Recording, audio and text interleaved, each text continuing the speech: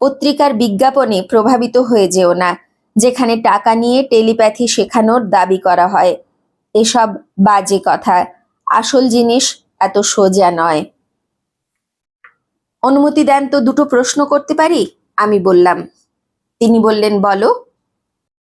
কিছু বইতে লেখা আছে যে তিব্বতের কিছু জায়গায় প্রাচীন গ্রহান্তরের সভ্যতার অবশেষ লুকিয়ে আছে। এটা কি সত্যি? আর দ্বিতীয় প্রশ্ন, হিম মানব ইয়েতি কি বাস্তবে আছে? আপনি কি দেখেছেন? তোমার প্রথম প্রশ্নের উত্তরে বলি, তিব্বতী যোগী বললেন, হ্যাঁ, এরকম জায়গা আছে। আমি নিজে তিব্বতের একটি প্রায় অগম্য জায়গায় এই রকমের একটি গুহা দেখেছি। সেখানে আমি দেখেছি ছোটখাটো মানুষের মতো আকৃতির প্রাণীর শরীর খুব যত্ন সহকারে সংরক্ষিত করে রাখা রয়েছে। তাদের মাথার খুলি আমাদের থেকে বড় আর রং গাঢ়, প্রায় ধূসর বর্ণের। যাই হোক, আমরা বিশ্বাস করি যে তারা পৃথিবীরই অনেক প্রাচীন কোনো জাতি, অন্য কোনো গ্রহ বা অন্য ছায়াপথের প্রাণী তারা নয়।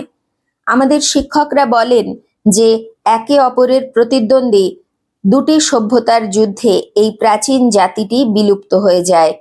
এই দুটি সভ্যতাই বোধ শক্তির দিক থেকে উন্নতির শিখরে উঠে গিয়েছিল এবং ভালোবাসা ও করুণার অনুভূতিকে সম্পূর্ণরূপে অবজ্ঞা করেছিল।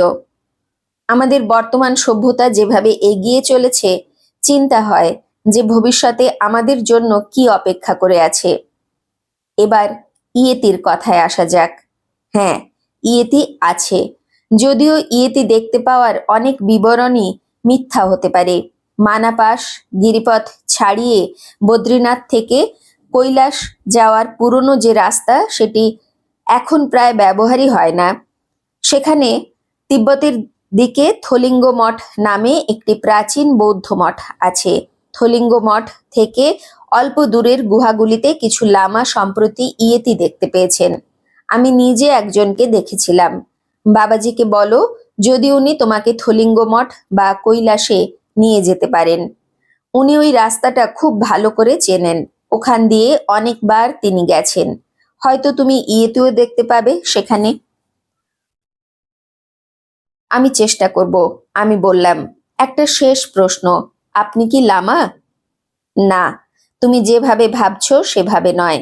লামা একটা সাধারণ নাম বা যে কোনো সাধু মহাত্মাদের জন্য ব্যবহার করা হয়। তিনি উপচারিকভাবে দীক্ষাপ্রাপ্ত লামা হতে পারেন, বিবাহিত বা অবিবাহিত, অথবা সামনের মতো তিব্বতের বৌদ্ধ পূর্ব বন